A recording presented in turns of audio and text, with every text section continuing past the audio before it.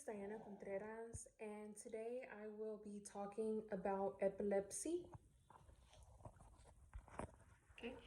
Epilepsy is a topic that I selected due to the fact that my daughter was recently diagnosed with epilepsy about a year ago.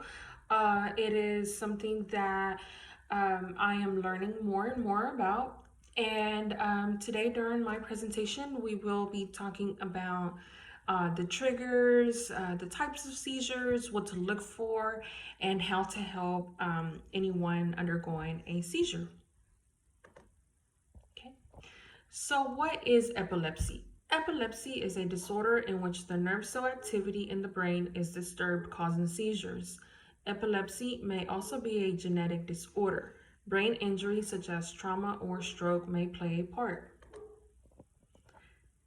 Okay, so seizures come with epilepsy, and seizures are very scary. If you have never seen one before, they are uh, something that will traumatize you if you've never experienced one before, because I know that's what happened to me the first time I saw one. So during a seizure, a person can experience abnormal behavior, sensations, and even loss of consciousness. There are two types of seizures. We have focal seizures being the most severe, and these types of seizures here, we have the person may have experienced muscle jerking activity, unusual eye movements, contractions to one side of the body, movements that are repeated, as well as rapid heart rate. This side, we have generalized seizures. They're less severe. They have stiff muscles. They include stiff muscles as well. The muscle contractions, mental confusion, the drooling of the mouth, headache, and because people that are having seizures do not have control of their muscles, they oftentimes do urinate or even have bowel movements during the seizure, so that's common as well. And then biting of the lip and the tongue and sleepiness. So after somebody has a seizure and you're helping them clean up or whatever, you may experience that they have sores in their mouth or they are bleeding from their mouth, and it just comes with them not having control of their muscle movements, and they do bite, and they also do have rapid heart rate as well on generalized seizures. So what are the triggers?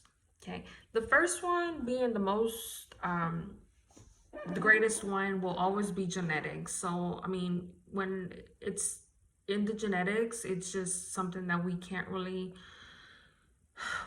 control. We just have to, do our best. But we do have things such as food, spices such as hot Cheetos, Takis, spicy foods, as well as pork. And the reason that I say pork, I include this in here, is because when my daughter first was diagnosed, I didn't know where to start. And I talked to one of my coworkers, and she said that her husband, anytime that he would eat some type of pork, whatever kind of pork it was, he would have seizures. So I started watching my daughter and, you know, not giving her pork. And one time she did have pork, and within hours she was having a seizure.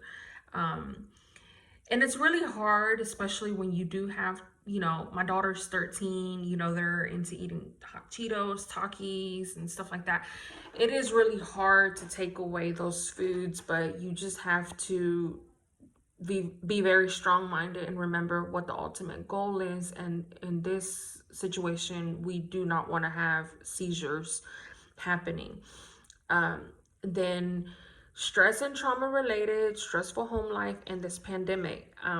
During the beginning of the pandemic, my daughter started having seizures just back to back, and we couldn't get her the help that we needed because of, the hospitals weren't seeing patients, and it was just really bad. So then finally one day, after her third seizure, I had called 911.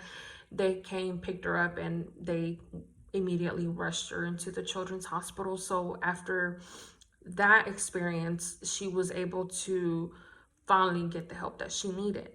Another thing that is very important for people that have seizures is their water intake. They have to stay hydrated. I know that we have experienced some very cold winter days here in Texas, but hydration is key to avoiding the seizures as well. Lack of exercise can also play a big role in having seizures, and oftentimes when people do have seizures after they had a seizure, they feel really tired. Their body feels really, just really sore. But it's very important that on their good days that you do try to push exercise and have them exercise as much as possible. Okay. What medication is available and treatment? So patients that are diagnosed will see a neurologist every 3 months. They will have to stay in the hospital for about 3 days, and during this time at the hospital, they will go through an EEG. This will determine the severity of their seizures and determine the medication dose amount that they may receive. Most common medication for seizures is called Keppra. Okay. How can you help a person who may be experiencing a seizure? So if you're a person like me, I am not a nurse by any means, a doctor. I panic at the sight of blood. But the key factor to this is not to panic. I know it's easier said than done, but do not panic. Okay, help your child or help the person that's experiencing this lay on their side. Ensure that nothing is in their mouth that can cause them to choke or cause injury to them. Do not shake them, and do not place a spoon in their mouth. And the reason that I say this is because people will see that their tongue is sticking out of their mouth and it looks really gross at the time, but you cannot put anything in their mouth because they could choke. And if you feel like the seizure does not seem to go away after some time, you may just want to call 911. Okay. Can people who have epilepsy live their lives normally? Well, there's two types of seizures, as we mentioned earlier. And on this side, we're going to cover the most severe, and on this side, the less severe. Some people will never be able to drive. They may have to live, at home with their parents or a caregiver because their seizures are so severe. And depending on this, they may have to apply for Social Security benefits due to lack of stable employment. On this side, we have the less severe patients, and medication for the most part can help control the seizures.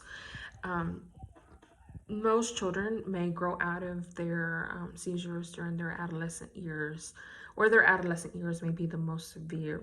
They may be able to acquire a job, start a family, and have children, and it is less severe, but it's also very important to always be cautious. No matter if you haven't had a seizure in 3 months, 3 years, you always want to have you always want to be mindful of what it feels like if you are driving and you haven't had one. You want to pull over because it could be fatal.